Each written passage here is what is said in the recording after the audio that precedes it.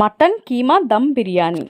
Hi guys, welcome to our channel Lucky's world Vizag. ఈరోజు మీకు చూపిస్తున్న recipe mutton keema dum biryani. Taste అయితే అద్భుతంగా ఉంటుంది. ఇది ఈజీగా సింపుల్గా రైస్ కుక్కర్లో చేసుకోవచ్చు. సో నేను మటన్ కీమాని అయితే ప్రెషర్ కుక్కర్లో ఉడకబెడుతున్నాను. రైస్ అయితే రైస్ కుక్కర్లో చేస్తున్నాను. బ్యాచిలర్కి అయితే ఇది బెస్ట్ రెసిపీ అని చెప్పుకోవచ్చు, రైస్ కుక్కర్లో వండుకునేది. సో ఈ రైస్ అయితే చాలా పొడి పొడిగా వస్తుంది, మనకి మెతుకు కూడా ఎరగకుండా రైస్ కుక్కర్లో అంత బాగా వస్తుంది. సో ఇది దమ్ మనం లేయర్స్ కింద వేసుకుంటాము, కానీ లేయర్స్ కింద వేయకుండా ఇలా రైస్ కుక్కర్లో ఒకసారి ట్రై చేసి చూడండి. టేస్ట్ అయితే అద్భుతంగా ఉంటుంది. ఇంకా ప్రాసెస్లోకి వెళ్ళిపోదామా? దీని టేస్ట్ చూసి మళ్ళీ మీరే నాకు కామెంట్ చేస్తారు చాలా బాగుందని. ఫస్ట్ అయితే బాస్మతి రైస్ని నానబెట్టుకున్నాను ఒక 3 గ్లాసులు. ఒక్కసారే వాష్ చేసుకోవాలి, ఎక్కువ వాష్ చేసుకోవసరం లేదు. ఒక 30 నిమిషాలు అయితే నానబెట్టుకోవాలి బాస్మతి రైస్ని. ఇప్పుడు స్టవ్ వెలిగించి ఒక చిన్న సైజ్ కుక్కర్ పెట్టుకున్నాను. దాంట్లో ఒక 2 టేబుల్ స్పూన్ల ఆయిల్ వేసుకున్నాను. ఆయిల్ హీట్ అయిన తర్వాత చిన్న సైజ్ ముక్కలుగా కట్ చేసుకున్న 2 ఉల్లిపాయలను వేసుకోవాలి. ఇది గోల్డెన్ బ్రౌన్ కలర్ వచ్చే వరకు ఫ్రై చేసుకోవాలి. నేను ఒక గ్లాసు బియ్యంకి 2 పచ్చిమిరపకాయల చొప్పున వేస్తున్నాను. సో నేను 3 గ్లాసుల బియ్యంకి 6 పచ్చిమిరపకాయల చొప్పున వేయాలి.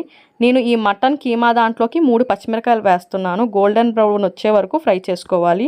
ఇప్పుడు ఇలా ఫ్రై అయిన దాంట్లోకి మనం ఆల్రెడీ మటన్ కీమాని కట్ చేసి పెట్టుకున్నాం కదా, ఆ కీమాని అంతటినీ కూడా వాష్ చేసుకొని దాంట్లో వేసుకోవాలి. ఈ మటన్ కీమా అనేటప్పటికి బిర్యానీ కంటే వాళ్ళు కొద్దిగా పెద్ద సైజు ముక్కలు కొట్టేసిస్తారు. మరీ చిన్న సైజు కొట్టేసుకుంటే బాగోదు. సో కొద్దిగా బిర్యానీకి అని చెప్పగానే వాళ్ళు ముక్క కనిపించేటట్టు కీమాని బాగా కొడతారు.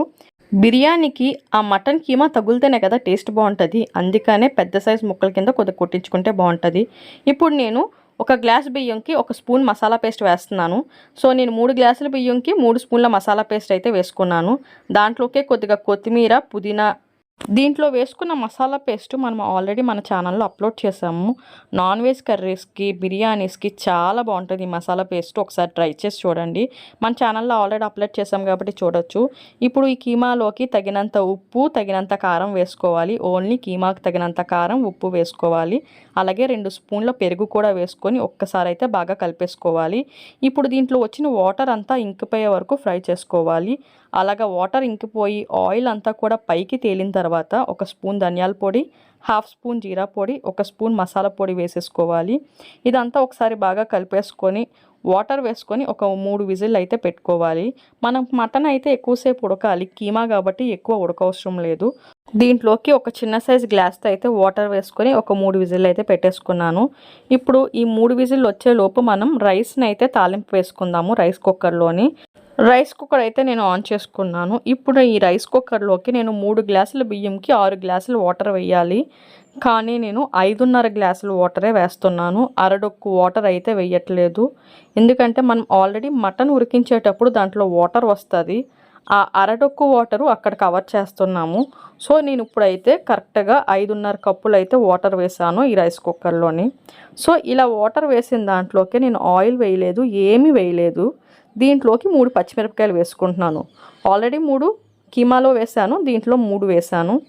దీంట్లోకి 1 స్పూన్ షాజీరా, హోల్ మసాలా దినుసులు అన్నీ కూడా వేసుకోవాలి. ఎక్కువ మసాలా దినుసులు వేసేసుకోవద్దు, 2 చొప్పున వేసుకోండి. అంటే 1 గ్లాసు బియ్యంకి 2 చెక్క, 2 లవంగా అలా వేసుకోండి. సో నేను 3 గ్లాసులు కాబట్టి ఒక్కొక్క గ్లాస్కి 2 చొప్పున అయితే ఈ మసాలా దినుసులు అయితే వేసుకుంటున్నాను. చెక్క, లవంగ, జాపత్రి, మరాఠీ మొగ్గలు, యాలక్కలు, బిర్యానీ ఆకు అన్నీ వేసేసుకోవాలి. నేను ఆయిల్ అన్నది అస్సలు యూస్ చేయలేదు. అన్నీ వేసేసుకొని మూత పెట్టేసుకోవాలి. ఇది కొద్దిగా బాయిల్ అవ్వాలి. ఆ మసాలా అంతా కూడా అలా దిగాలి. సో మనం ఎక్కువ మసాలా వేసేసుకున్నాం అనుకోండి, స్పైసీ ఎక్కువైపోద్ది, తినలేము. సో మనకి లైట్గా స్పైసీగా నార్మల్గా అయితే ఇలాగా నేను చెప్పిన కొలతలతోనైతే ట్రై చేశారంటే సూపర్గా వస్తుంది. సో దాంట్లోకి కొత్తిమీర, పుదీనా వేసుకొని మనకి రైస్కి తగ్గ ఉప్పు అయ్యే వేసుకోండి. దీంట్లోని ఆల్రెడీ మనం మటన్ కీమాకి వేసేసుకున్నాం కాబట్టి ఇప్పుడు రైస్కి తగ్గ ఉప్పు వేసుకోండి. మనం ఆల్రెడీ బాస్మతి రైస్ ఒక 30 నిమిషాలు నానబెట్టుకున్నాం కదా, దాంట్లో ఉన్న వాటర్ అంతా కూడా తీసేసి ఈ మరిగిన దాంట్లోకి ఈ రైస్ అంతటినీ కూడా వేసేసి ఒక 10 to 15 మినిట్స్ అయితే మూత పెట్టేసుకోండి. సో మూత పెట్టుకునగానే మనకు ఒక 15 మినిట్స్ తర్వాత రైస్ అన్నది కొద్దిగా వాటర్ ఉంటూ ఇలాగ ఉడుకుతుంది. సో మనం ఎన్ని గ్లాసులు వేసామని చెప్పాం, 5.5 గ్లాసులు వేసామని చెప్పాము.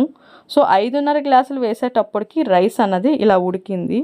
సో ఇలా ఉడికేటప్పటికి మనకి కొద్దిగా ఆయిల్, నెయ్యి వేసుకోవాలి. ఇప్పుడు నేను ఆయిల్ యూస్ చేస్తున్నాను.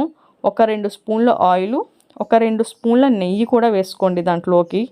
దీంట్లో ఇంకా వాటర్ కూడా ఉంది. సో ఇంకా మొత్తం రైస్ అంతే ఉడకలేదు. సో ఈ లోపు మనకి మటన్ కీమా అన్నది విజిల్ వచ్చేసింది. 3 విజిల్స్ అయిపోయాయి. సో ఇప్పుడు మటన్ కీమా అయితే ఓపెన్ చేసి చూద్దాం ఎలాగున్నదా అన్నది. సో ఈ మటన్ కీమా ఓపెన్ చేయగానే మీకు వాటర్ అనేది కనిపిస్తుంది కదా, ఈ వాటర్ అంతా కూడా మనం ఈ రైస్లోకి అయితే వేసేసుకోవాలి. మన అర్ధ గ్లాసు వాటర్ తక్కువ చేసాం కదా, అది ఈ వాటర్ని అయితే కవర్ చేసేస్తుంది. సో ఈ మటన్ ఫ్లేవర్ అంతా కూడా ఈ వాటర్లోనే ఉంటుంది. ఇదంతా కూడా బిర్యానీకి బాగా పడుతుంది. సో ఈ వాటర్ వేసేసుకొని మళ్ళీ మూత పెట్టేసుకోవాలి ఒక 15 మినిట్స్. ఎందుకంటే ఇంకా రైస్ ఉడకలేదు, హాఫ్ గ్యాస్ వాటర్ అయితే వేయలేదు మనం. సో ఇంకా పలుకుగానే ఉంటుంది. అదే ఈ మటన్ రైస్, ఈ మటన్ అంతా కూడా వాటర్ దాంట్లో వేసామనుకోండి, దమ్ అది కూడా మటన్ ఫ్లేవర్ అది కూడా బాగా ఎక్కుతుంది. సో ఇప్పుడు మళ్ళీ ఈ మటన్ అంతటిని కూడా బాగా దగ్గరికి చేసుకోవాలి. సో మళ్ళీ స్టవ్ వెలిగించుకొని మళ్ళీ ఈ కుక్కర్లో ఉన్న మటన్ అయితే మళ్ళీ పొయ్యి మీద పెట్టుకోవాలి. ఇప్పుడు వాటర్ అంతా ఇంకాలి కాబట్టి కొద్దిగా మళ్ళీ కారం వేసుకోండి. ఎందుకంటే వాటర్ అంతా దాంట్లో వేయడం వల్ల కారం కొద్దిగా తగ్గిపోద్ది మటన్ కీమాలోని. అందుకే 1 స్పూన్ కారం వేసుకున్నాను, 1 స్పూన్ మిరియాల పొడి వేసుకున్నాను. సో ఇదంతా వేసేసుకున్న తర్వాత ఈ మటన్ అంతా కూడా బాగా దగ్గరగా అయిపోవాలి. వాటర్ అస్సలు ఉండకుండా ఆయిల్ పైకి తేలి దగ్గర కింద అయిపోవాలి మటన్ అంతటిని కూడా. చూసారా మొత్తం అంతా మటన్ అంతా ఒక గ్రేవీ కింద దగ్గరగా అయిపోయింది. ఇప్పుడు రైస్ కూడా మనకి ఉడికిపోయింది. ఇప్పుడు ఈ మటన్ అంతటినీ కూడా దాని మీద అయితే స్ప్రెడ్ చేసేసుకుంటున్నాము ఆ రైస్ మీద. ఈ మటను ఆ రసం అంతా కూడా రైస్కి దిగింది కదా, ఈ మటన్ కీమా కూడా పైన వేసేసుకొని మొత్తం ఒక లేయర్లాగా అయితే స్ప్రెడ్ చేసుకోండి. ఇప్పుడు దీంట్లోకి మనం ఆల్రెడీ నేను జీడిపప్పు అది కూడా ఫ్రై చేసి పక్కన పెట్టుకున్నాను. సో ఫస్ట్ అయితే ఇది స్ప్రెడ్ చేసుకున్న తర్వాత కొద్దిగా కొత్తిమీరతో గార్నిష్ చేసుకోండి. దాని మీదే ఆ జీడిపప్పు కూడా వేసేయండి. నేతితో జీడిపప్పు అయితే ఫ్రై చేసుకున్నాను. సో మొత్తం ఈ జీడిపప్పు కూడా పైన వేసేసి ఒక 2 మినిట్స్ అయితే మూత పెట్టేసుకున్నారంటే మటన్ కీమా దమ్ బిర్యానీ అయితే రెడీ అయిపోయినట్టే. చూడండి ఎంత కలర్ఫుల్గా కనిపిస్తుంది కదా, టేస్ట్ కూడా అంతే బాగుంటుంది. సో ఇప్పుడు మనం ఇదంతటినీ కూడా ఒక్కసారి కింద నుంచి పై వరకు కూడా కలిపేసుకున్న తర్వాత సర్వ్ చేసుకోండి. ఎందుకంటే మటన్ కీమా అంతా కూడా పైనే ఉండిపోద్ది. సో అందుకనే ఒక్కసారి బాగా కలిపేసుకున్నారనుకోండి, మొత్తం కీమా అంతా కూడా మొత్తం స్ప్రెడ్ అవుతూ ఉంటుంది బిర్యానీలో. నేను చెప్పిన కొలతలతోని ట్రై చేశారంటే ఈ మటన్ కీమా దమ్ బిర్యానీ అయితే సూపర్గా వస్తుంది. మెతుకు కూడా అసలు ఇరగదు, పొడి పొడిగా వస్తుంది.